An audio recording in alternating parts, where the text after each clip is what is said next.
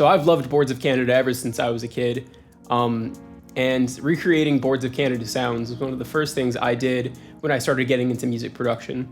So I felt it was only fitting to try to do a video, not so much recreating a specific patch from a Boards of Canada song like I did with my Radiohead video, but instead just creating a patch kind of in the style or in the spirit of Boards of Canada.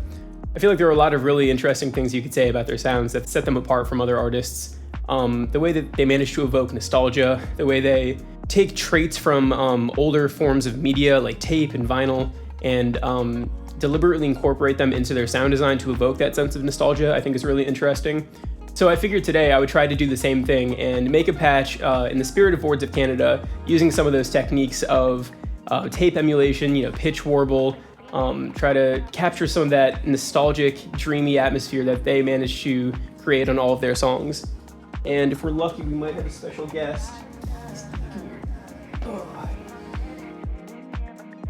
Stevie says, please, oh my God, please enjoy. Here you go.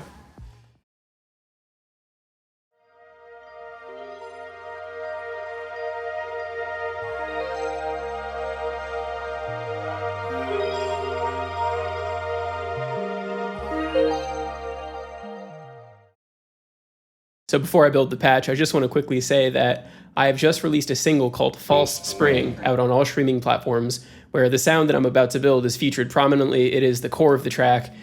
So if you like the sound, or if you're just curious about what my music sounds like, it would really mean the world to me if you went and gave it a listen. Available everywhere, called False Spring. Without further ado, let's get into the video.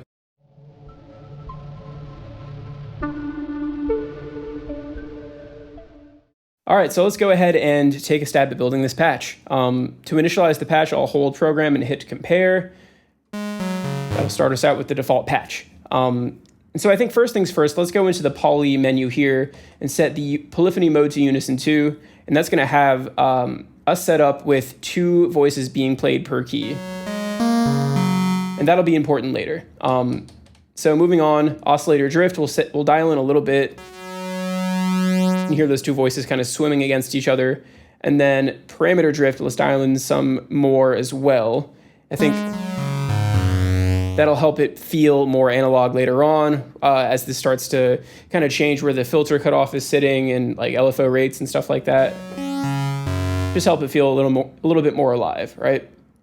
Moving on, another fundamental part of this will be the envelopes. So let's dial in a little bit of attack on the VCA, because again, we're wanting a pad sound here, right? And so we want a nice slow attack.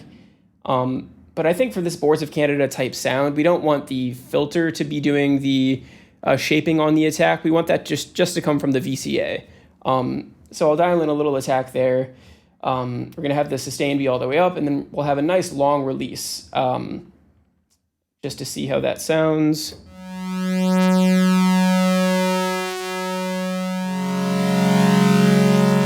Yeah, that's basically, I'll shorten the release a little bit, but cool. Okay, and then for the VCF, this is gonna be pretty subtle. We're not gonna do too much here. There's gonna be no attack on it. Eventually what I want to have happen is that as I hold this note, I want it to get slightly darker over time, just ever so slightly darker, just so there's a little bit more change over time as the patch evolves, right? So I'm gonna set the decay, honestly, to the longest value. I want this to be a pretty slow change. I want it to be pretty bright up front, only when the pad is held for multiple seconds, so I want it to feel like it's starting to get a little darker. And then I'll put the sustain, I don't know, at like 80%, something like that.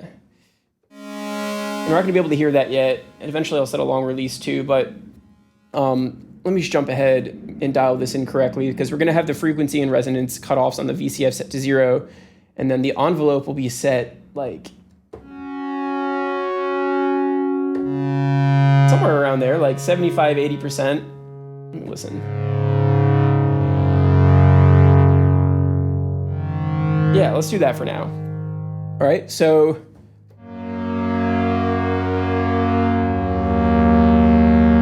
starting to get there. So the LFOs are going to be doing a lot of heavy lifting here, right? And so let's set those up. I talked earlier about wanting to emulate tape to, again, evoke a sense of nostalgia in these patches. A lot of that will be coming from LFO1 here. And a great way to emulate tape on the DeepMind 12 is to use this sample and glide LFO wave shape. And it's a variation on sample and hold, which I'm sure a lot of you synth users out there have heard of. Sample and hold is going to be grabbing discrete values and jumping between them pretty much instantaneously. Whereas sample and glide will be similarly grabbing random discrete values, but then gliding smoothly from value to value, right? And so you can see how this would be useful in emulating something like the volume and pitch warble that you might get from a like an old decaying piece of magnetic tape, right? It's not like it's going to be jumping in volume from spot to spot. It's going to be smoothly moving from random volume to random volume, from speed to speed, right? And so we'll set this up. We'll have it. This is just kind of by feel here. I'm just watching the light. I guess I don't need the noise there. That feels right. Just kind of watching how that moves. Cool. So let's check out LF. Oh, wait, no, sorry. This is crucial. Before we move on, it's important that the phase mode is set to mono here, right? Because this is eventually going to get mapped to things like the VCA and the pitch of these two oscillators. And so we don't want the pitches to be moving independently from one another. Again, we're trying to emulate the idea of being recorded to one piece of tape that's decaying, right? So if all these voices are changing pitches at different rates and at different moments, it's going to sound like they're all on their own piece of tape. We want them all to sound like they're on the same piece of tape that's warbling. So this will be set to mono to create that. LFO2 is going to be a lot more standard. Not even going to touch too much on this. Just going to set it to like a medium rate, and we'll have this messing with the VCF. Just by a little bit. And that'll just create some motion later on. So that'll be nice. And we'll leave this in poly. So going into the oscillators, right, we are going to be using the saw and square waveforms here. Going to be no pulse width modulation, going to be a 50% duty cycle. And I'm going to dial in just a little bit of pitch modulation here. It's going to like 11 cents is probably fine. And I'm also going to do that on oscillator 2 just to match that value. And I want to make sure that they are both, well, I guess I'll get as close as I can. Yeah, there we go. I want to make sure that they're both listening to LFO1, which again is that sample and glide waveform that's emulating tape. And that's going to create kind of a sense of pitch warble over time, where oscillators 1 and 2 sound like they're on a tape machine that's got a, maybe a faulty or old motor that's kind of inconsistent with its speed, right? So speeds up in some moments, slows down in other moments.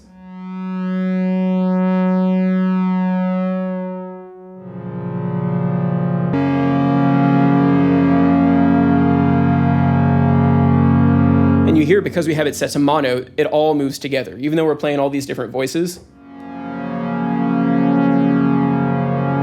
Let me make it really egregious so you can hear it. That would be like a super broken tape machine, but yeah, you get the idea, right? So let me pull these back into a tasteful amount, one that you'd actually listen to without getting annoyed. I think like 12 cents is probably fine.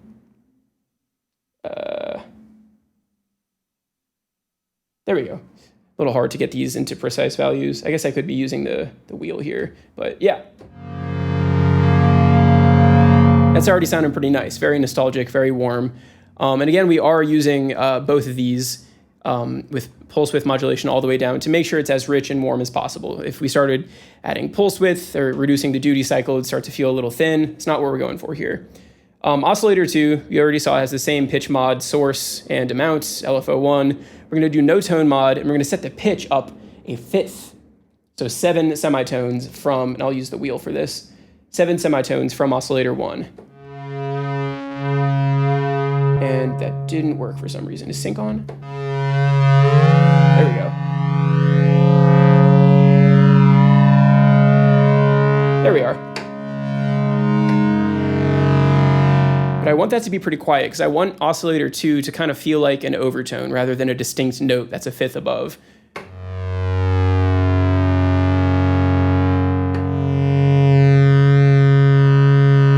Yeah, see, at that volume, I think it feels like an overtone rather than a separate note, and that's what we're going for, right? So I like what's happening here. Let's add some noise as the last sound source. This is pretty self-explanatory.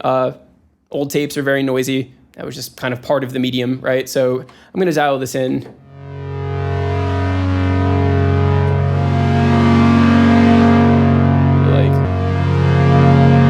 Well, we're not going to be playing big chords with this patch, and you'll see why later. So let me just... Yeah, maybe that's good. Yeah, so now that we've added some noise, it's really starting to feel like it's something that's recorded on tape, right?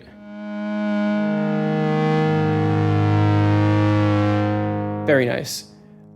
So let's make sure our filter is set up the way we want. I already kind of did this earlier, but frequency cutoff and resonance should be at 0. I've already set the envelope to be at like 80%. LFO's doing its thing at about 25%. I want to make sure keyboard tracking is at 0. Because what I'm going to do later in the mod matrix, which you'll see in a sec, is I'm actually going to set up negative key tracking, which means as the note numbers get higher and higher, the filter is going to close a little bit because I want these higher notes to not be so bright. I think this is a little darker than we need it to be. So yeah, so I'll set that up in the mod matrix in a little bit. But first, let me get these effects going, right? So we're going to use insert mode. I almost always use insert mode. Because I don't want there to be a parallel signal. I just want, to be able to dial that in myself. Let's start with a little bit of multiband distortion, right? Yeah, let's add a little multiband distortion, right? And crucially with multiband distortion, the first thing I always do when I'm using this is go and turn off the cabinet parameter, because that's going to, change our sound quite a bit. And I'm just wanting to add some saturation because, again, another trait of tape, especially old decaying tape, when it's pushed a lot with high gain, it really saturates your sound, right? And so we're gonna do the same thing here. Already quite a bit louder. I'm gonna roll off the high end a little bit. It starts at like 2. Let's just bring this level down to 0. That's really nice. Already sounding more tape-like by the minute. So next, let's go ahead and add a little delay. And I don't think we're gonna do anything too crazy here. I just, I want to make sure that it's at a nice mix level. Yeah. But then I want to also make sure that our high cut is doing some work. I'm going to roll off everything down to like 7 or 6K. Yeah. Because I don't want it to be obvious that there's a delay going on. I don't want it to be super bright. Just giving it a sense of space and having things echo against themselves is all I'm going for. And I'll leave the time where it is because I think that sounds great. Next, I'll do a little vintage reverb. I'm using vintage reverb, again, for nostalgic purposes. I think this vintage reverb effect on the DeepMind 12 does a good job of capturing the sound of those older reverb units. The first thing I'll do, though, is the same thing I did on the delay. I'll dial back some of that high end, just to like 6K. Ooh, and I'm also gonna, this pre-delay here is set to 10 milliseconds by default. I'm going to kill that because I don't want this patch to feel like it's in some big crazy space. Not that 10 milliseconds is doing that much, like this parameter goes all the way up, but I want it to feel like it's kind of a part of the sound. I don't want any delay between the sound itself and the first reflection. So gives it more of like an intimate feel. So I'll stick with that. I'm also going to dial back some of that high mult effect just to make it so the high end isn't so spacious and distracting on this reverb. Yeah, I'm fine with this. I think this sounds pretty good. Let me mess with the mix a little more. Yeah. Okay, and so for my last trick here, I'll do something a little crazy. I'm gonna add a vintage pitch. I'm going to set this at like a low level. I'm going to put this mix back to 0 in a second, and you'll see why. But I want this to add yet another fifth on top of what we're doing. So I'll set the semitones on both channels to 7. I'll turn the delay all the way down on each to the lowest value allowed. I'll add a little bit of feedback on each because I want this to kind of be like a shimmer effect. And then I'll hard pan each one, roll back some high cut, and then bring the mix to 0. Well, let me listen to it first. Okay, that's cool. But so what we're going to do later is have LFO2 control this, right? And so it'll feel like a shimmer that comes and goes when the mod wheel's up. So I'll set that up later. Mix will be 0 and it'll be controlled by LFO2 in the mod matrix, which is where we're going now, right? So I said earlier, Boards of Canada loves their fifths, right? And so what I'm going to do here is actually build one into the patch. And I'll use my favorite mod source. If you've watched my other videos, you know, UniVoice, right? And so what UniVoice does is it creates a separation when you're using a polyphony mode with more than one note per voice per key, right? So we're in, let me just jump over. We are in polyphony mode unison 2. And what that means, again, is that we have 2 voices per key.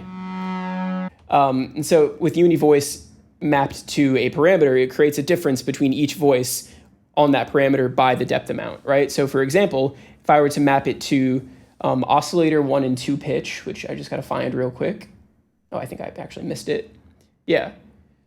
If I dial it in by a depth of 7, the voice 1 of the 2 will be the note that I play, unchanged, and then voice 2 of 2 will be up by 7 semitones, which is the depth I dialed in here.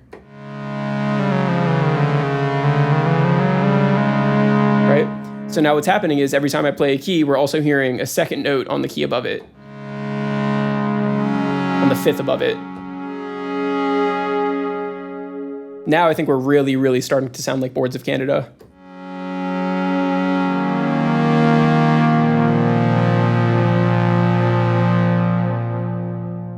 Right? So sounding great. There's more we can do though. I know before I alluded to that negative keyboard tracking, and I'll do that now really quick. So we're just going to dial note number in by some amount. I'll mess with that in a sec. Over to the, I'll use the envelope here because that's what's actually controlling the filter right now. And then let's mess with it.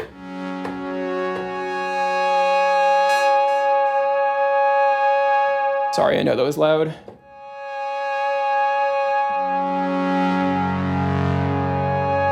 That's nice. And so these higher notes are not as harsh as they would be otherwise because of this mapping. Great. So now what I'll do is I'll make the sound even more tape-like. Up until now, LFO2 hasn't been doing too much beyond the pitch warble on oscillators 1 and 2. Now I'll make it actually control the VCA, which is the volume, right?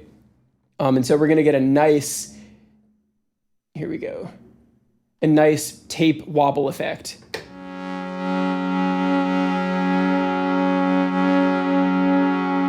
So that's, very obvious. I'm not going to leave it there, but cool, right? I'm not going to make it so obvious. I want it to be subtle. Go way too much.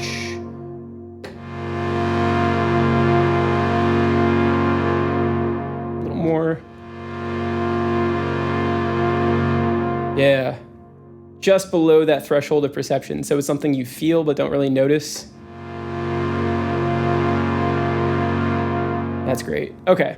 So moving on, LFO2. I want the noise level to kind of dip. I know I set that noise earlier, and it's at a somewhat high level. I want it to pulse with LFO2. So let me dial that in. Oh yeah, there we go. And I want LFO2 to make it drop. Oops, I was on the wrong thing. So as LFO2 kicks in, I want the noise level to come down. That's a little too much. Nice, okay. Also, so LFO2, like I said earlier, is going to control how much that vintage pitch effect shimmers, right? So I'm going to dial in LFO2, and you'll see I'm going to leave this at 0 for now, and I'll explain why in a second, right? But we need to find FX4 mix, which is way at the end here. That's it right there. We're going to leave it at 0, and we're doing that because I actually want this modulation only to work when I have the mod wheel engaged, right? So mod wheel, sorry, it's at the beginning here. We're going to grab mod, what is that, 5? Mod 5 depth. And I'm going to turn this up a bit. You hear that? So now when the mod wheel is up, the LFO2 will control the amount that FX4 is engaged. So that's awesome. Quick other thing we'll do with the mod wheel is when it's up, we'll bring the envelope control and the filter down just to make it a little darker, because I want the other half of this patch. I see patches as divided in two with the mod wheel. The other half of this patch I want to be a little darker, and I want that shimmer to come out, right? So a little too dark, but you get the idea there, right?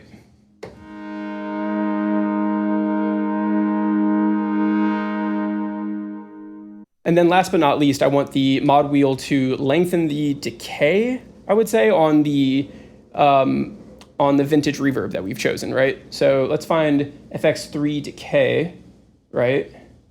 And then as it's opened, I want the decay to be longer, so that's a positive mapping. Because I really want those shimmers to ring out when they happen, so.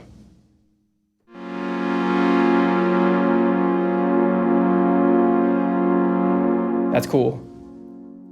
Cool, and I think that's just about the whole patch. Let me play a few things.